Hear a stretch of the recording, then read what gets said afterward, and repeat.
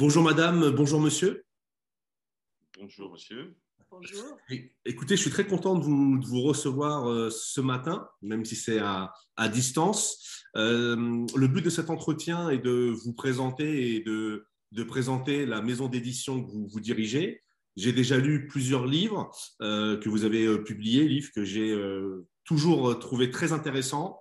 J'ai des petits coups de cœur, bon, peut-être qu'on en reparlera.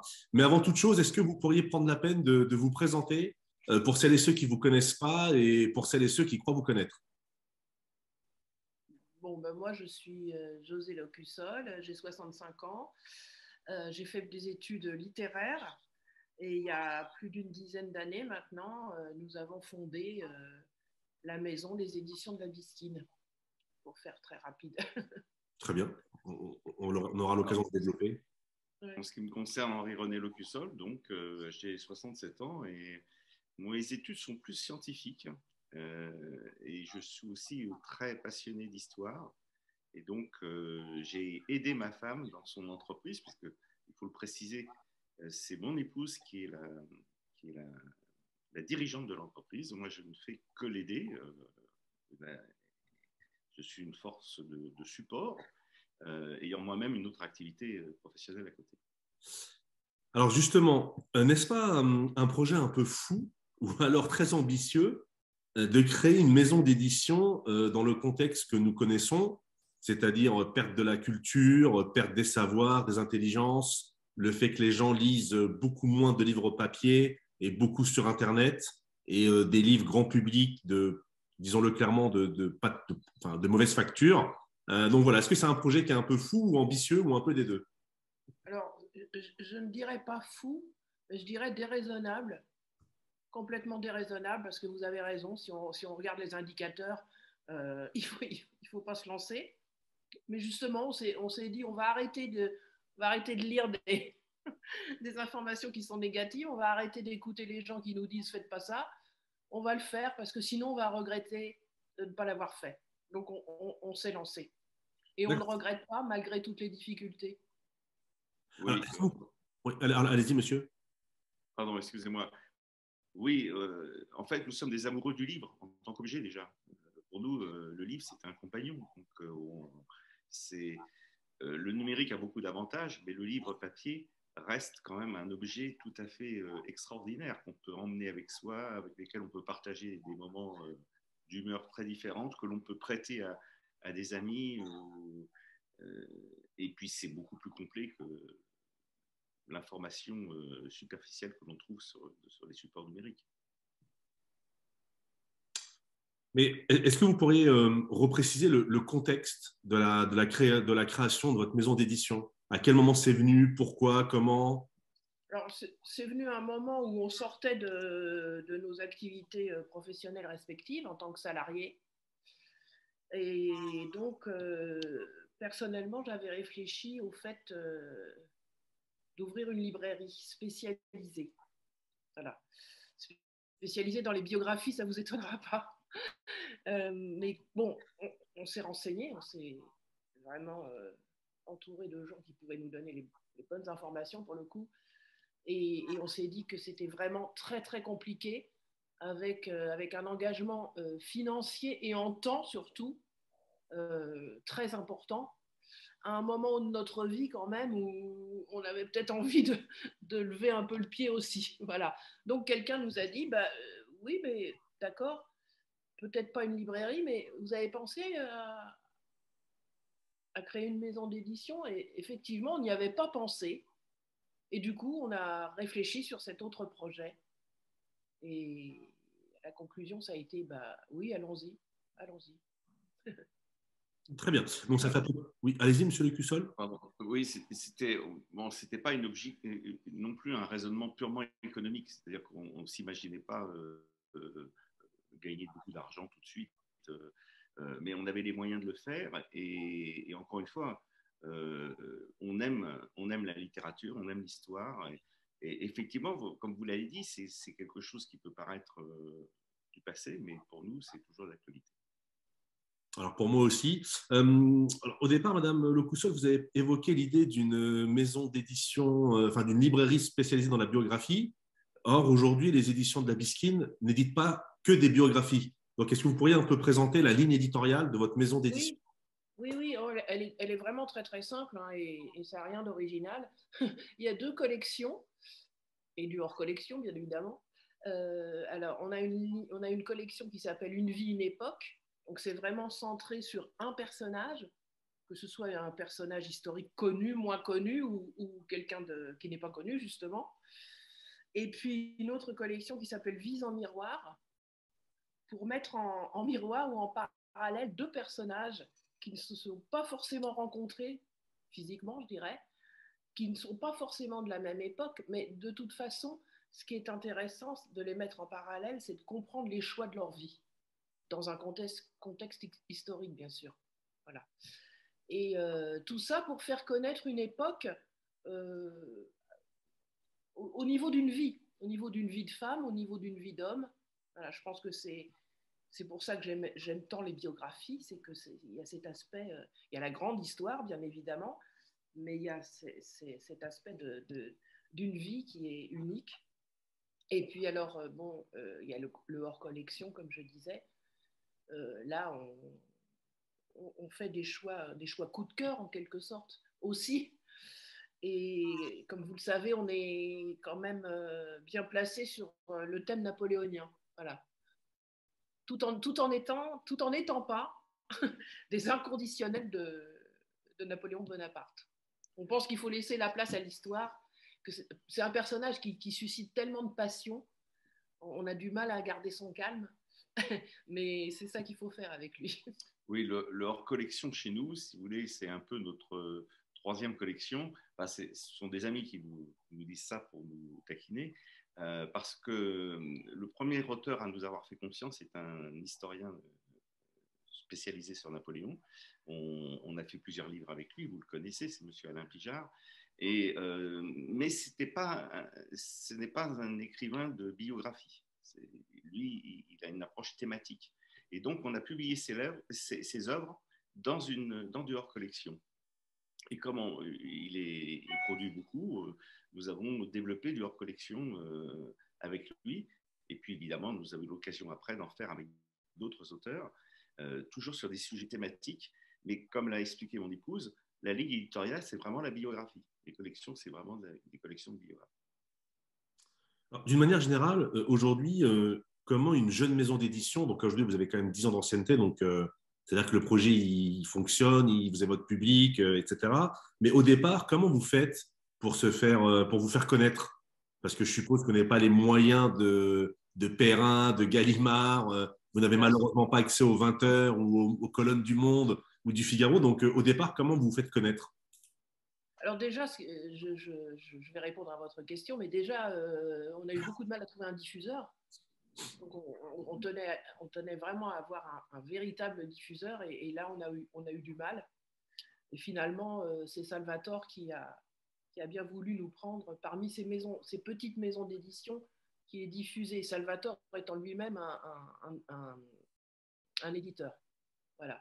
Comment se faire connaître? On a quand même essayé de contacter beaucoup de médias. Et puis, à chaque fois qu'on a sorti un livre, alors peut-être pas le premier d'entre eux, mais très rapidement, on a cherché à avoir un ou une attachée de presse. Voilà. Donc on a plutôt une attachée de presse avec laquelle on travaille depuis longtemps pour beaucoup de livres. Et on a quand même eu de belles recensions sur certains livres. Radio, télévision, articles dans la presse, bien sûr. Et je dois dire que vis-à-vis des libraires, euh, tous les libraires ne connaissent pas la Bisquine, bien évidemment, mais en revanche, ceux qui la connaissent savent très bien ce que nous faisons. Et ça, apparemment, les libraires apprécient. On est très identifiables. C'est-à-dire que nous avons eu la sagesse, quelque part, de rester fidèles à notre ligne éditoriale. Évidemment, il y a toujours ce hors collection, mais bien que nous soyons une petite maison d'édition, bien que nous ne produisions pas une quantité unique de livres, nous sommes perçus comme étant des vrais spécialistes d'histoire, des vrais spécialistes faisant des ouvrages sérieux, produisant des ouvrages sérieux d'historique. Et ça, finalement, ça joue en notre faveur sur le long terme. En fait, la difficulté, vous venez de le dire, c'est-à-dire que quand vous créez votre maison d'édition, bon, il faut déjà avoir des moyens pour la lancer, parce qu'il faut quand même acheter les premiers livres, les couvertures, etc.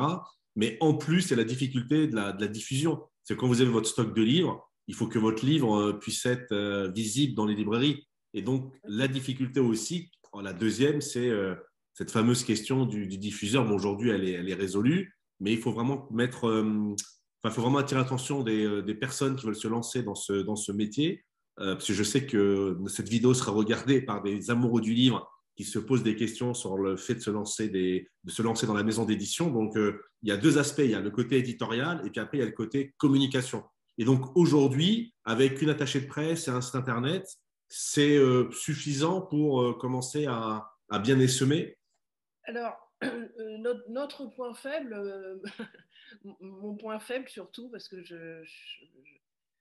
j'y arrive pas tellement, c'est tout ce qu'on appelle les réseaux sociaux maintenant. Là, je dois dire que je suis un peu... Je n'arrive... Alors, c'est peut-être une question d'âge, hein, c'est possible. C'est une culture que je n'arrive pas à acquérir, en fait. Un réflexe que je n'arrive pas à acquérir, à utiliser. Pour moi, c'est très compliqué. Et ça demande, ça tout le monde me l'a dit, hein, on en a parlé avec beaucoup de personnes, tout le monde me l'a dit, que ça demande beaucoup de temps. Ça demande beaucoup de temps et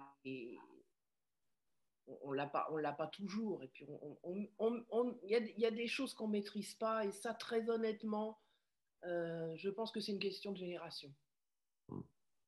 Tout à l'heure, vous avez dit qu'il y avait une forte thématique napoléonienne, même si vous n'êtes pas des inconditionnels de Napoléon. Est-ce qu'à terme, il y aura une autre thématique qui pourrait prendre sa place au sein des éditions de la Bisquine ou pas du tout?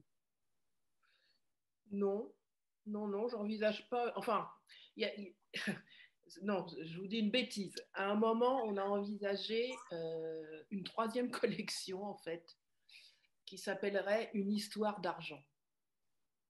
Pourquoi? Parce que nous pensons que le thème de l'argent n'est pas assez exploré par les historiens Oui, c'est vrai.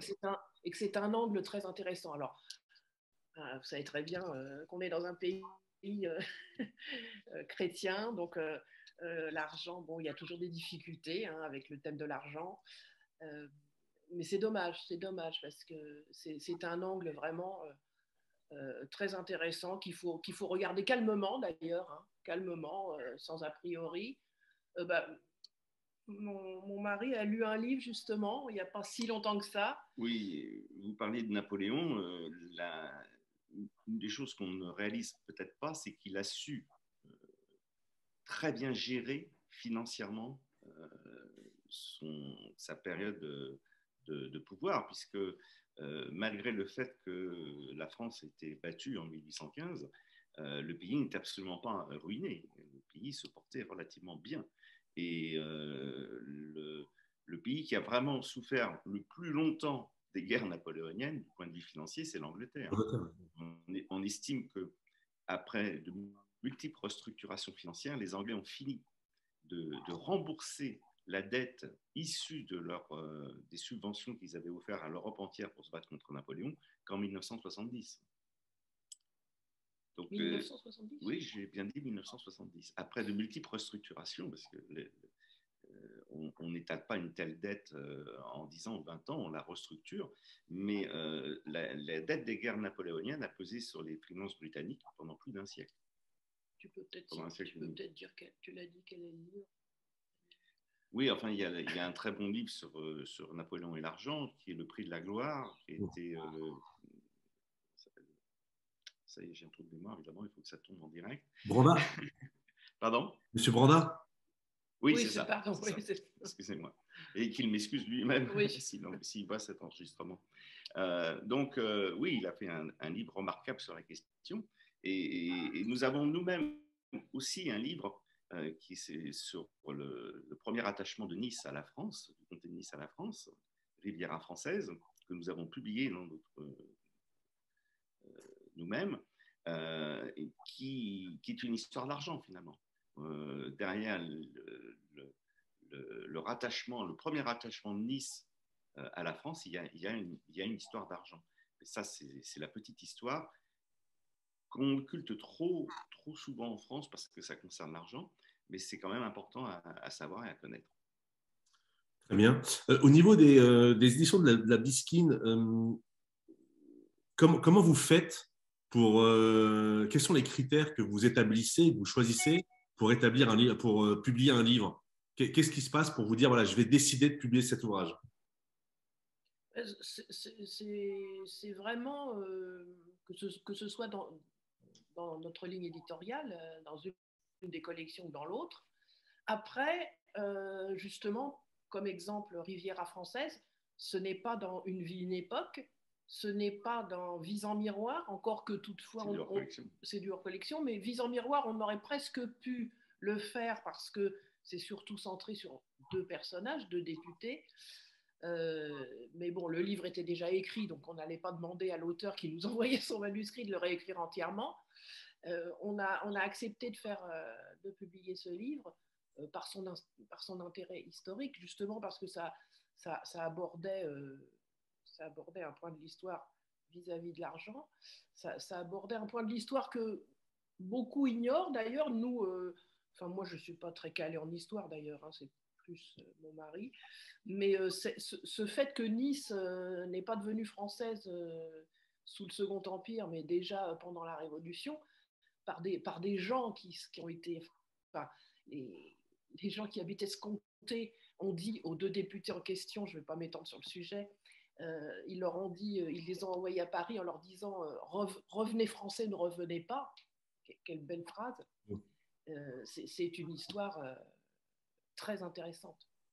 Et il y a une deuxième condition aussi pour que nous publions un livre, excusez-moi, qui est anecdotique mais pas sans importance et qui vient aussi de notre histoire. On ne le publie que si les deux sont d'accord, que si nous sommes tous les deux d'accord. D'accord. Et quand même, il y a un élément important, il faut que ce soit quand même bien écrit dans le sens où lisible par le grand public, parce que nous essayons de faire des livres grand public, quand même, pas des livres de spécialistes. Donc on demande assez souvent à nos auteurs de retravailler parce qu'il faut que le message passe, le contenu passe facilement quand même. Et d'où une petite liberté dans la forme que vous avez dû relever, c'est que nous avons certains livres où on autorise les auteurs à avoir des modes de narration un peu bizarres quand même. Il y a le cas de Moi à la gare, où la gare de l'Est raconte sa vie, c'est la gare qui parle. Le livre est un livre d'histoire, tout est vrai, tout est documenté, mais c'est la gare qui parle, évidemment, c'est un peu étonnant. Et puis c'est la même chose pour La Malmaison. Moi, La Malmaison, c'est la Malmaison qui parle, qui témoigne de ce qu'elle a vu de la vie du couple impérial, avant qu'il soit impérial d'ailleurs, mais du couple Joséphine Bonaparte.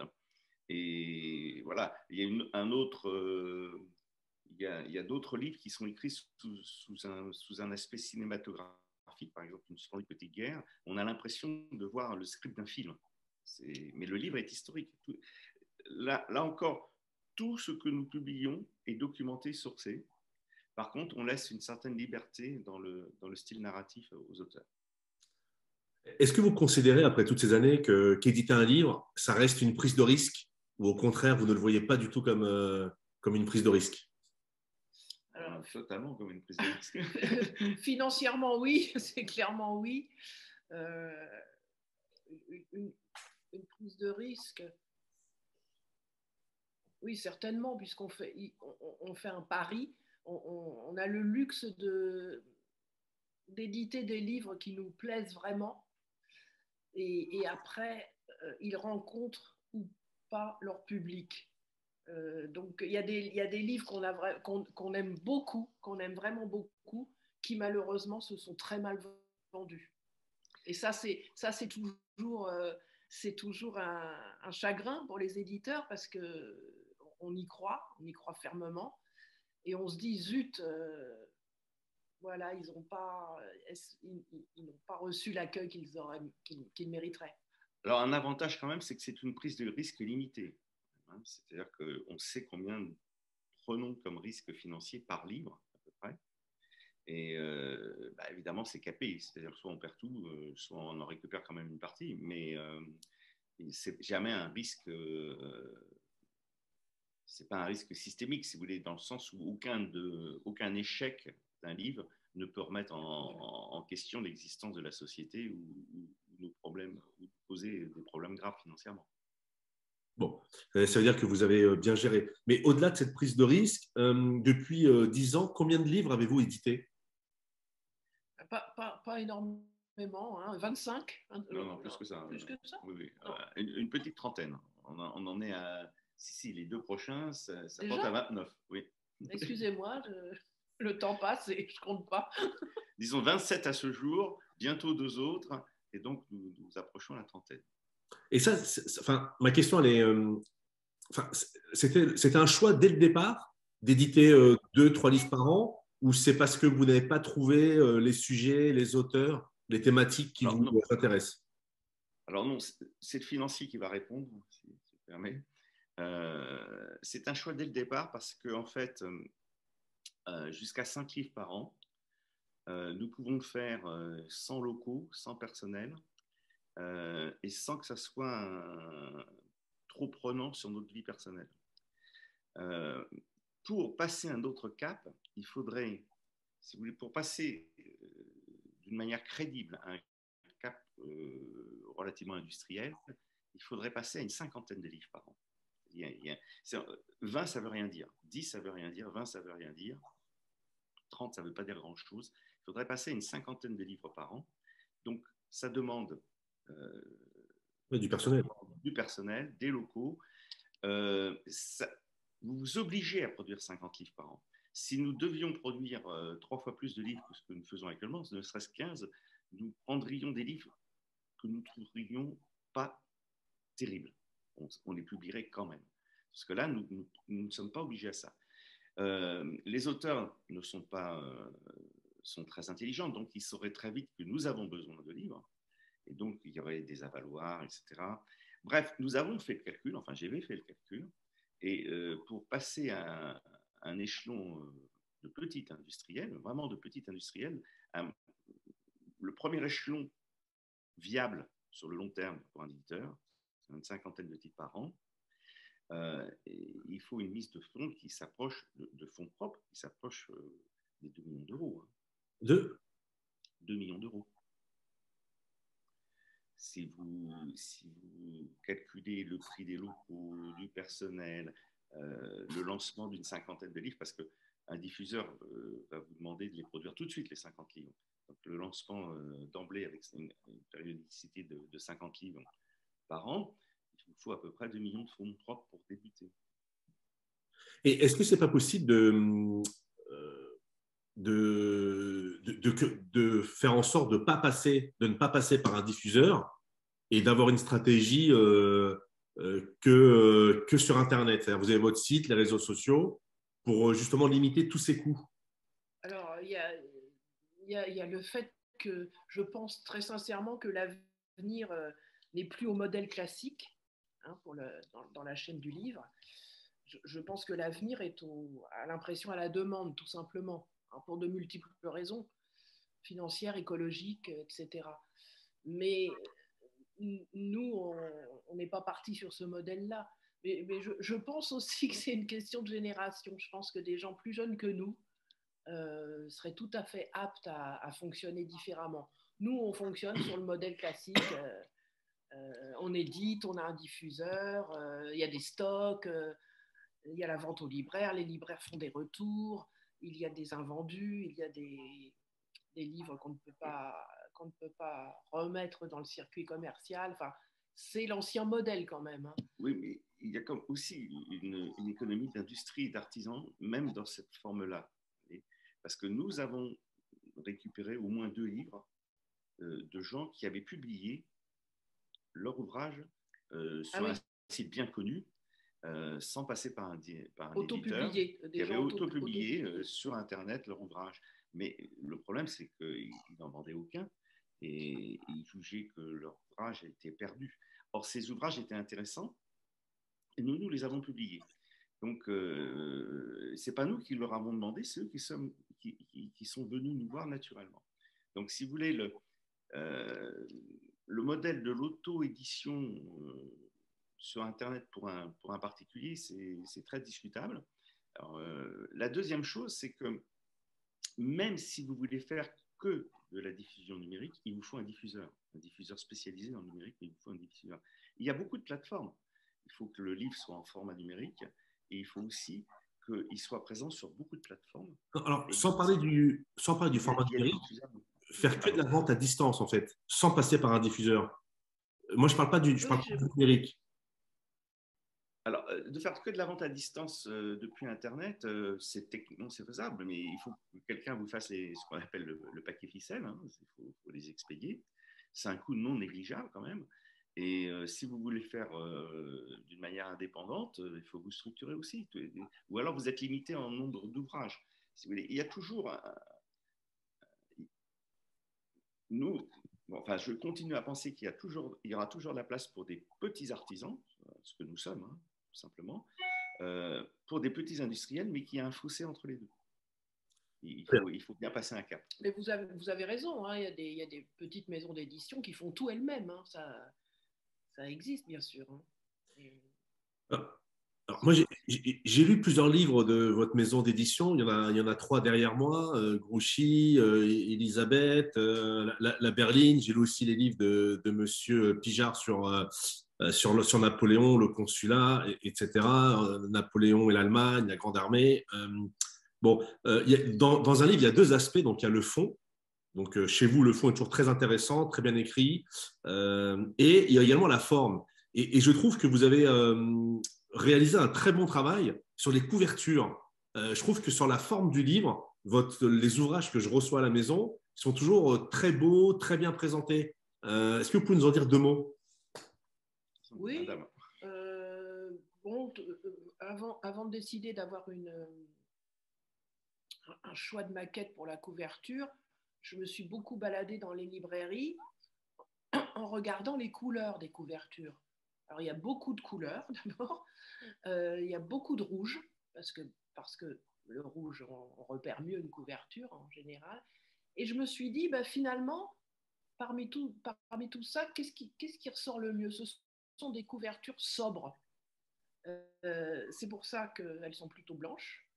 Et le bleu, c'est parce que j'ai trouvé qu'il n'y avait pas beaucoup de bleu, voilà, tout simplement, parmi les autres couvertures. Donc, on est parti sur cette idée-là. Après, une vie, une époque, c'est en général le personnage avec derrière une représentation, une illustration qui peut parler de l'époque, mais pas toujours, puisque vous avez Elisabeth l'Européenne derrière vous. Parfois, il n'y a que le personnage sur la couverture. Voilà. Il n'y a que le personnage sur la couverture. Vise en miroir, bien sûr, ce sont les deux personnages, avec en fond grisé une illustration qui parle de l'époque. Voilà. C'est assez simple. On n'a pas... Oui, on n'a pas trop réfléchi là-dessus. En fait, on s'est lancé sur ces deux ou trois idées. Et voilà, tu peux dire un mot de la Berline, qui malgré son titre, est une mise en miroir, puisque c'est la rencontre entre guillemets, entre Barnave, un député révolutionnaire, et Marie-Antoinette, lorsque Barnave est chargé avec deux autres députés d'aller rechercher la famille royale qui était en fuite, donc à Varennes, et les ramener à Paris. Donc, il ne s'était vu que de loin. Là, Barnave va être obligé de voyager avec Pétion, le futur maire de Paris, dans la voiture du couple royal. Et donc, forcément, le voyage va durer 48 heures, mais il va se créer des relations nouvelles entre les personnages, et notamment entre la reine et Barnum. Donc c'est typique du des hommes miroirs. Monsieur Abed en a parlé. Oui, oui, non, je sais bien que Monsieur Abed en a parlé, mais si quelqu'un regarde l'émission La Berline, je voulais expliciter le fait que ce soit une mise en miroir. Pour en revenir aux couvertures, alors peut-être que les gens sont gentils, hein, c'est possible, très gentils avec nous. On a rarement eu des commentaires négatifs sur nos couvertures. Mais c'est arrivé. C'est arrivé, bien sûr. Mais en général, les gens disent elles sont pas mal. On a eu le même problème avec les titres et les sous-titres. Ah, ça, c'est compliqué, ça. On regrette un titre qui est celui de Napoléon en mer parce que ça nuit au livre, alors que le livre est parfaitement remarquable. Alors, Napoléon en mer, très bon livre. Et c'est vrai que quand on voit la couverture, on a l'impression que ça va être une étude de Napoléon et la mer, ou lorsque Napoléon est en mer. Et en fait, pas du tout. C'est plutôt un livre dans lequel on découvre un Napoléon historien, philosophe, qui se disserte à haute voix. C'est un livre que j'ai vraiment beaucoup aimé, mais on en avait parlé en privé. C'est vrai que le titre est un petit peu trompeur. Par contre, c'est un livre de très grande qualité. En fait, Napoléon n'a été philosophe lui-même que pendant qu'il était sur des bateaux, que pendant des traversées. C'est pour ça que le titre est lié, mais le titre a nuit au livre. Alors, vous savez, alors moi, je ne suis pas du tout bonapartiste. Par contre, je suis très napoléonien. J'aime beaucoup Napoléon. Et donc, les ouvrages que vous avez publiés sur Napoléon sont vraiment de très bonne facture. Là, par ici, là, j'ai Grouchy, le fameux maréchal d'Empire Waterloo. J'ai eu la chance et l'opportunité de réaliser une vidéo avec l'auteur. Je pense qu'un jour, je le réinviterai avec d'autres historiens pour parler exclusivement de Waterloo. Mais à titre personnel, même si j'aime beaucoup Napoléon, même si j'aime beaucoup l'Empire, mon public et moi-même, on a eu un coup de cœur. En fait, tous vos livres sont vraiment très bien. Hein. Encore une fois, j'insiste là-dessus. Mais même si j'aime beaucoup Napoléon, le petit coup de cœur que j'ai eu, un tout petit peu plus, pour plein de raisons, c'est sur le livre La Berline. Voilà, je trouve qu'il est remarquablement bien écrit.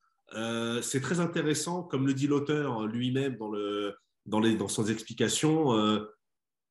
Comme c'est 48 heures, il y a des trous historiques qu'il a essayé de combler tout en respectant la psychologie et les idées des différents intervenants. Et La Berline, je dois dire que j'ai eu un véritable coup de cœur pour ce livre, même si j'ai vraiment beaucoup aimé Grouchy, Elisabeth et les ouvrages sur Napoléon d'Alain Pijard. Alain Pijard est un homme, enfin en tout cas est un historien remarquable que j'ai déjà eu le plaisir de recevoir de nombreuses fois dans mes émissions. Mais La Berline, oui, coup de cœur vraiment, parce que c'est vraiment un ouvrage où le contexte est bien décrit, et puis le talent de l'auteur fait qu'il y a cette atmosphère qui est quand même particulière. C'est-à-dire qu'on est en pleine révolution, et alors sans trop déflorer le sujet du livre, mais la relation entre Barnave et Marie-Antoinette est très intéressante, et surtout, là aussi, on ne dévoilera rien, mais les conclusions de l'histoire sont très importantes. C'est-à-dire que cette rencontre a eu vraiment des effets sur la vie de Barnave, mais on n'en dira pas plus. Donc voilà, monsieur et madame, le petit coup de cœur sur la berline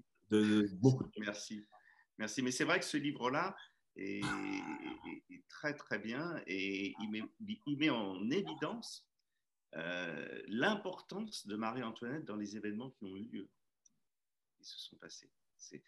Mais vous avez raison d'insister sur le talent de plume quand même de monsieur Guillaume. Ça c'est l'idéal quand il y a cette rencontre entre l'importance du sujet et la manière de le raconter. Et puis pour ceux qui aiment Napoléon, il faut lire Napoléon et la Grande Armée, Napoléon l'Allemagne, l'œuvre de paix de Napoléon d'Alain Pijard. C'est vraiment des ouvrages très intéressants. Je renvoie également aux entretiens que j'ai réalisés avec l'auteur sur cette chaîne. Pour les amateurs d'épopée du Consulat et de l'Empire, vous serez bien évidemment très enthousiaste et vous aurez des commentaires dithyrambiques sur ces ouvrages qui sont... Enfin, voilà, je vous les recommande vraiment. Une autre question, si demain un auteur veut se faire éditer par les éditions de la Bisquine, est-ce que c'est possible? Et si oui, comment ça se passe? Ou au contraire, c'est plutôt que vous qui cherchez les auteurs et non le contraire? Alors, il y a les deux, je dirais quand même, parce que pardon, on reçoit quand même pas mal de manuscrits. Malheureusement, tous ne nous intéressent pas jusqu'au point d'avoir envie de les publier. Donc, les auteurs nous envoient leurs manuscrits. Alors, il arrive aussi que, en rencontrant un auteur ou en l'ayant déjà publié, on lui parle d'un thème cher à notre cœur. Par exemple, La Vise en miroir qu'on a publié il y a quelques années sur Abdelkader et Omal, donc les Vies en miroir de Abdelkader et Omal, c'est parce que j'en ai parlé dans un salon du livre avec l'auteur, donc Thérèse Charles Vallin. Elle m'a écouté, on en a parlé ensemble, et puis elle a réfléchi et elle m'a rappelé en me disant j'aimerais faire ce livre, en fait, je pense que je suis capable de le faire. Donc on a signé un contrat alors que le manuscrit n'existait pas. Voilà, par exemple. D'accord. Donc il y a plusieurs cas de figure. Il y a des femmes de l'Arc, dans le même cas, toujours avec M. Guillaume. Ah oui, c'est vrai. Et les femmes de l'Arc, c'est l'Arc. une idée que nous avons eue d'écrire sur les deux seules femmes qui se trouvent sur l'Arc de Triomphe. C'est un monument érigé en l'honneur des armes françaises. Et donc il y a 40 hommes et 2 femmes. Pourquoi ces 2 femmes-là? Et l'histoire de la présence de ces 2 femmes-là sur l'Arc de Triomphe est très intéressante. D'abord, très peu de gens réalisent qu'il y a des femmes sur l'Arc de Triomphe. Oui, faut le savoir. Et pourquoi celle-là, c'est très intéressant. Très bien. Est-ce que vous avez des projets éditoriaux? Je me doute que oui, pour 2023. Et si oui, est-ce que vous pouvez en parler ou c'est encore secret? Alors, déjà, mi-septembre. On peut parler que ce qui est de ce dont, enfin, que ce qui est signé quand même. Hein. Ben oui, d'accord. Oui. Justement, le 15 septembre sortiront 2 livres, un dans chaque collection. Pour Vise en miroir, la biographie croisée, parallèle des frères Chénier, donc encore un thème sous la Révolution, mais très intéressant parce que les frères Chénier ont eu une vie, frères très, très liés l'un à l'autre, et néanmoins des vies différentes, hein, puisqu'ils ont accompagné la Révolution pas de la même manière. Et puis l'inversion de leur renommée, c'est-à-dire que maintenant on connaît principalement André Chénier, le poète, et on a complètement oublié Marie-Joseph Chénier, alors qu'à l'époque c'était l'inverse. À l'époque de leur vie c'était l'inverse. Donc c'est intéressant aussi cette renommée qui change qui est inversée avec les époques. Et dans l'autre collection, Une vie, une époque, on a la biographie de Florimond Robertet, qui est ce qu'on appelle un grand commis de l'État à l'époque où il a vécu, c'est-à-dire la Renaissance. Enfin, il a fait sa carrière sous les guerres d'Italie. Il a accompagné 3 rois. Et c'est très intéressant parce qu'à travers la vie de ce personnage, on comprend que l'idée de nation, malgré tout, est en train de naître en France. Voilà, sous la royauté, bien évidemment. Mais ce sont les prémices de cette idée d'appartenance à une nation. Et c'est très intéressant. Alors ça, c'est septembre 2022. Et au printemps 2023, certains vont dire encore un livre de Monsieur Pijard, mais on a signé parce qu'on a trouvé ça intéressant. En fait, Monsieur Pijard veut parler de tous les savants qui ont accompagné Bonaparte en Égypte. Parce qu'on connaît, les plus connus, on les connaît effectivement, on connaît à peu près toujours les mêmes, mais il y en a eu beaucoup plus que ceux qui sont connus. Et on a trouvé ça sympathique de parler des autres, de ceux qu'on a oubliés. Tout à fait. Monsieur Pijard s'est lancé un défi, c'est de reconstituer, parce que ce n'est pas facile du tout, certains sont peu connus, la biographie de tous les savants, les 167 membres de l'Institut qui ont accompagné Bonaparte en Égypte. Et donc, il y a des ouvrages sur lesquels on parle d'une trentaine, mais là, il s'agit de bien faire l'état des lieux sur l'intégralité du personnel scientifique et de haute qualité qui a accompagné Bonaparte en Égypte et qui ont donné naissance à l'égyptologie moderne. Donc, c'est un tournant important aussi dans l'histoire des idées et de notre histoire, que cette expédition militaire, certes, mais aussi scientifique. Donc, ça va être un gros livre alors, si c'est 167 Oui, je pense qu'il sera assez gros. Je ne sais pas encore combien le nombre de pages, mais je pense qu'il sera. Grouchy est pas mal, Grouchy est déjà bien épais. Je pense qu'il sera. Oui, il aura beaucoup de pages, le livre.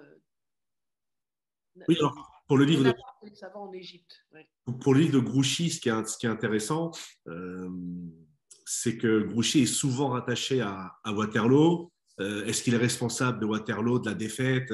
Est-ce qu'il aurait dû agir autrement, différemment? C'est vrai que depuis 200 ans, il y a toujours ce débat. Et je pense qu'il y aura toujours les pro Grouchy, les pro Napoléon. Mais ce qui est intéressant dans cette biographie, c'est que en fait, le passage sur Waterloo, c'est que la fin enfin, c'est qu'une partie du livre, parce que Grouchy a eu une très longue carrière avant Waterloo, et après, il a continué. Donc, voilà, cette biographie met en avant vraiment l'homme Grouchy dans son intégralité. Et ça commence à Versailles, hein. C'est ça aussi qu'il faut. Oui, tout à fait. Et on découvre que c'est un homme des Lumières, Grouchy. Oui. C'est-à-dire qu'il est l'héritier des Lumières. Sa sœur, Sophie, Oui. n'est autre que Madame de Condorcet. C'est l'épouse du dernier grand philosophe des Lumières, vivant au moment de la Révolution, et ça lui coûtera sa vie, Condorcet. Mais, donc Grouchy est apparenté et très proche des philosophes des Lumières. Et c'est un homme des Lumières. C'est tout à fait étonnant quand on découvre ça, parce qu'on n'a pas du tout cette image-là du personnage. C'est un scientifique aussi, Condorcet. Oui, mais c'est surtout un philosophe. Philosophe et scientifique, oui. Mais c'est vrai que M. Legros, il défend bien son sujet d'étude en expliquant que, bon, fondamentalement, de son point de vue, Grouchy ne pouvait pas faire grand-chose étant donné le contexte et les ordres à la fois peu clairs et un peu contradictoires reçus. Allez-y, oui. Oui, juste, c'est pas précisé sur le livre parce que ça a été fait après publication, mais ce livre-là a reçu un prix de l'école de Saint-Cyr. Très bien. Le prix spécial du jury de la Saint-Cyrienne a été donné à ce livre-là, qui est en 2015, à l'occasion de Waterloo. Il y a eu plusieurs livres de publiés sur Grouchy. Et bon, le Figaro a jugé que celui-ci était le meilleur et il a été récompensé par Saint-Cyr. C'est un général qui l'a écrit, hein, Legros est général, et il explique bien quand même ce qui s'est passé à Waterloo. Alors, dans ce livre aussi, voilà. on apprend, enfin moi j'ai appris une chose, un élément historique que j'ignorais complètement, c'est ce qu'on a appelé l'expédition d'Irlande. Oui. Quand ils sont partis. Mais quand on lit ça, on se dit, mais c'est incroyable cette histoire, incroyable. Et pourquoi j'en parle? C'est parce que une des idées de la Bisquine aussi, c'est que la réalité dépasse la fiction, en fait. C'est ça qui est formidable, c'est que certes, la littérature, les romans, c'est merveilleux, mais très souvent, ce qui se passe dans la vraie vie est complètement improbable. Plus haut que le romanesque, oui, Oui. improbable, étonnant. La révolution à l'Empire, c'est une époque, enfin, quoi qu'on en pense, hein, qu'on soit pour ou pro-révolutionnaire, ou pro ou anti-napoléonien ou empire, c'est vrai qu'on avait l'impression que tout était possible. C'est-à-dire qu'ils sont en Égypte, ils sont en Espagne, en Italie, en Pologne, ils vont jusqu'à Moscou, il exile à l'île d'Elbe, il revient. Enfin, c'est quelque chose de. C'est prodigieux. Et avec un personnel politique d'une profondeur étonnante, avec des défauts, bien sûr. Hein. On ne va pas dire, par exemple, que Napoléon était un homme parfait, mais enfin, en tant qu'homme politique, c'est un personnage remarquable. Et autour de lui, vous n'avez que des personnages remarquables. C'est assez étonnant. Oui, non, c'est une époque où, en termes d'intelligence, même quand on prend Talleyrand et Fouché, chacun dans leur domaine, le premier est un excellent ministre des Relations extérieures, le deuxième fut un excellent ministre de l'Intérieur. D'ailleurs, sous l'Empire, il n'y a pas de révolte, pas de sédition. Alors après, certains considéreront qu'ils ont trahi, mais en tant qu'hommes d'État, c'était quand même des hommes de très, très grande valeur. Absolument. Alors moi, j'ai une dernière question, parce que cet entretien touche à sa fin, le temps passe vite quand on entre en bonne compagnie. Quel sera justement, monsieur et madame, votre mot de la fin pour conclure cet entretien passionnant? Ah, le mot de la fin. Il faut que ce soit une question, peut-être, je ne sais pas. Non, l'aventure, en ce qui nous concerne, l'aventure de la Bisquine, comme je disais au début, si on ne l'avait pas fait, on l'aurait regretté. Donc, il fallait se lancer. Et puis, on laisse, si l'aventure de la bisquine un jour s'arrête, il y a on a des petits cailloux. On a des petits cailloux qui s'appellent les livres, qui resteront derrière nous et qui plairont encore à beaucoup de gens, j'espère, en tous les cas. Je dirais, moi, d'une manière plus imagée, que la bisquine, c'est notre 4e enfant. Nous avons eu 3 fils. La bisquine, c'est notre 4e enfant, qui deviendra majeur et qui aura peut-être sa propre vie un jour, sans nous. Oui, voilà. oui. Ah, c'est très beau, très bien. Eh bien, écoutez, monsieur, madame, merci beaucoup. Et puis, à très bientôt pour recevoir d'autres livres, les lire, les analyser et les commenter. Merci beaucoup. Avec plaisir. Merci. Merci à vous aussi. Au revoir. Au revoir.